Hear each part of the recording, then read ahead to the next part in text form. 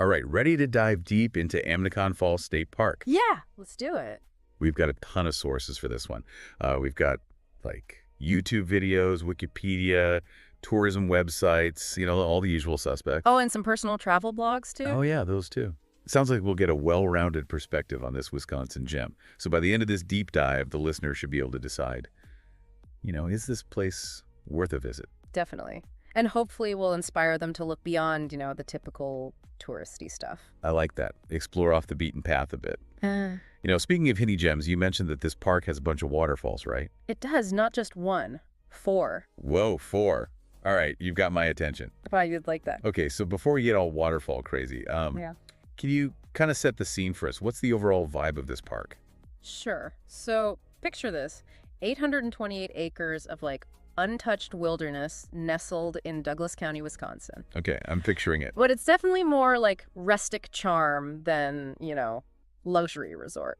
Gotcha. Not exactly a glamping destination. No, not at all. Think no electric hookups. Oh, No dump stations, no showers. Really roughing it, huh? Yeah, and definitely no generators allowed either. Oh, wow. So it's for those who, really want to get away from it all. Absolutely. It's a haven for tent campers and anyone who just, craves that simple connection with nature. I can see the appeal in that for sure.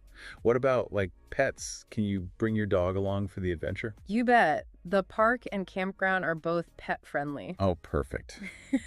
All right, I'm sold on the atmosphere. Let's talk about those waterfalls. I'm dying to hear more. Well, we've got 4 named waterfalls. We've got the Upper Falls, which is about 15 feet high. Oh, nice. And it's a great spot to cool off in the summer. Oh, I bet. Wading in the water below a waterfall. Then you've got the Lower Falls, which is more of a slide, about 30 feet long and 15 feet high. Ooh, that sounds pretty dramatic. It is, and it ends in this gorgeous sandstone canyon. Sandstone Canyon. Yeah, and it's surrounded by, these towering red and white pines. Wow. Okay, that sounds incredible. And you can get the best view of it from the Horton Covered Bridge. Oh, covered bridge, like the ones you see in those old photos. Exactly. Yeah. It wasn't originally part of the park, though. Really? Yeah. It was actually moved there back in the 1930s from, a nearby county. Wow, that's pretty cool. Resourceful, I guess. Yeah. And then they added the roof in 1939 to protect it. That's pretty neat. So we've got the Upper and Lower Falls. What else? What are the other 2? Okay, so next we have Snake Pit Falls. This one's got 2 drops, each about 10 feet high. Okay. And there's this, sharp turn between them. Oh, I see. Yeah, and it flows through this, narrow, rocky gorge. It's really something else. Okay, so the water, snakes through this gorge. Exactly. It looks pretty intense, and, jumping into it is, strictly prohibited. Oh, yeah, I can see why it's probably really dangerous. Yeah, the water flow is unpredictable. There are hidden rocks and currents, and it's just, not worth the risk. Right. Safety first. Okay, so that's 3. What's that last waterfall called? The last one, the Now and Then Falls. Now and Then Falls. That's a weird name. Yeah, well, it's because it's a seasonal waterfall. Oh, I see. So it's not always there. It's only visible after, heavy rain or during the spring melt, when the water level's high enough. So basically, appears and disappears. Pretty much. Wow, that's kind of cool, like a hidden treasure. It really is. And it just goes to show how dynamic, water systems are and how they shape the landscape. Speaking of hidden treasures, the sources mention other, unnamed waterfalls and cascades too, right? Oh, yeah, there are tons of them. You just have to be willing to explore a bit. I love exploring. I figured you would. But before we go off chasing waterfalls, let's talk about the campground. We know it's rustic, but what can visitors expect? Yeah, good point. Let's talk about where people could actually, set up camp. So the campground has a single loop with 36 campsites. Okay, not huge. No. And they have a mix of drive-in sites and walk-in sites for, more privacy. Oh, nice.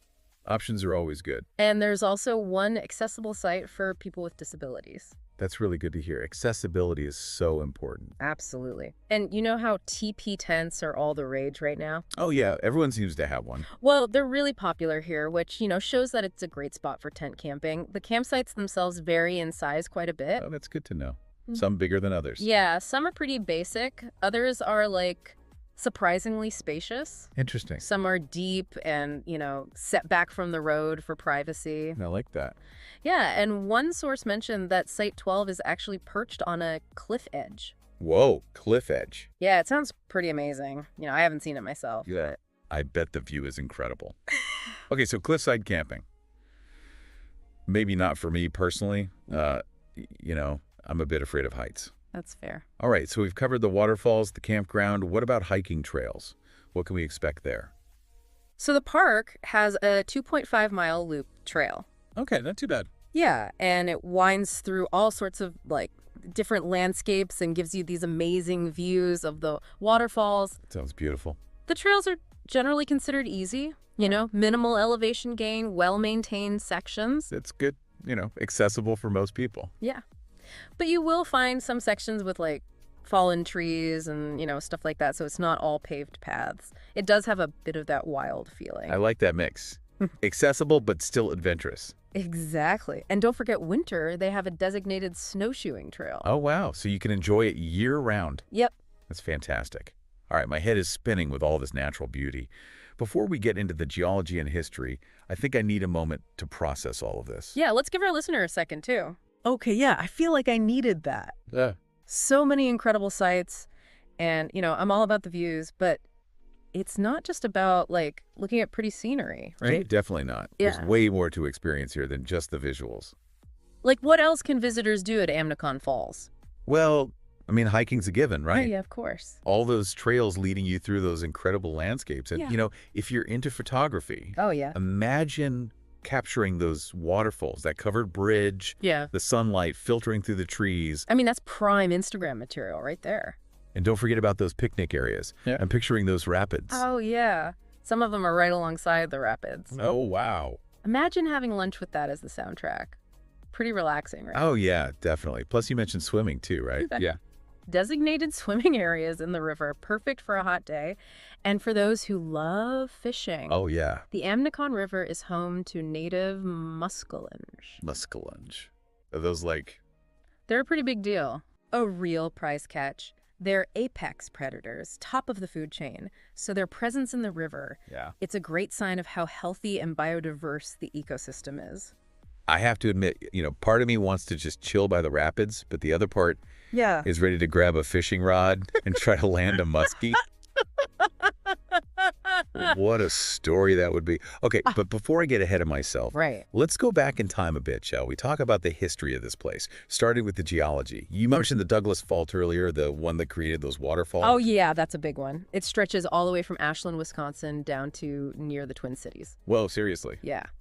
And about 500 million years ago, it caused this huge shift in the bedrock, pushed it upward, Oh, wow. created the landscape we see today. 500 million years. That's just mind-blowing to think about. All that power shaping the land. I know, right? And the falls themselves are carved out of basalt trap rock. It sits on top of a layer of sandstone. Basalt, so volcanic rock. You got it. Remnants of ancient volcanic activity. Volcanoes in Wisconsin. Never would guessed. Yeah. It's a whole different side to the state's history, and if you look closely along the river, Yeah. you might spot some conglomerate rock formations. It's like picking up a rock and it feels like it's made of pebbles all stuck together. Oh, I think I've seen those before. Yeah. It's conglomerate, a real time capsule of, ancient history formed by ancient rivers and glaciers carrying and depositing sediments. That's amazing, holding a piece of the past. Mm. Okay, so we've got volcanic rock, sandstone, conglomerate. What a mix. What about the human history? Well, long before European settlers, Native American tribes called this area home. Oh, of course. The old copper culture, the Ojibwe people, they were drawn to this place for thousands of years, probably for the resources, and the power of the landscape. I can see that. It makes you think about all the people who walk those same trails connected to this place. I know, right? And speaking of connections, the Civilian Conservation Corps, the CCC, they played a big role in developing the park in the 1930s, building trails, bridges. Their work is still visible today. It's amazing how much they accomplished. Their dedication to preserving these spaces is incredible. So we've covered so much in this deep dive. Waterfalls, ancient rocks, campsites, and now this rich human history. It's amazing how it all comes together. Yeah. Amnicon Falls really does have something for everyone, it seems. But before we wrap things up, let's do a quick recap for our listeners, just to bring it all together. Sounds good. Let's do it. Okay, so, listener, imagine this. You're looking to get away. Escape the everyday routine and reconnect with nature. And that's where Amnicon Falls State Park comes in.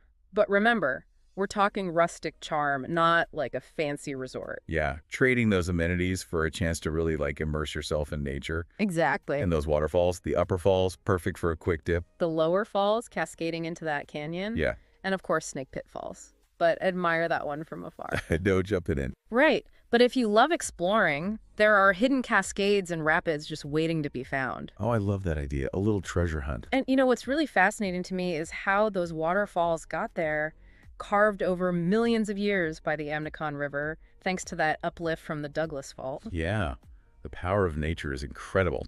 And speaking of forces at work, we can't forget the CCCs, right? Right. Imagine hiking those trails knowing they were built by hand decades ago. It's pretty amazing. So much history, both natural and human, all in one place. It's what makes Amnicon Falls so special, I think. I agree. So listener, as you're planning your next trip, I want you to think about more than just the sights and sounds of this park. Yeah, imagine what it feels like to be there. The cool mist from the waterfalls, the smell of pine needles. The feel of smooth rocks under your hand, shaped by, centuries of rushing water. Is this a place where you can step back in time? Reconnect with, I don't know, a wilder part of yourself? That's up to you to decide. We've given you a glimpse, but the real adventure is, experiencing it for yourself. Exactly. And hey, if you've already been to Amnicon Falls, we'd love to hear about it. Share your stories with us. Keep the conversation going. Until next time, happy exploring.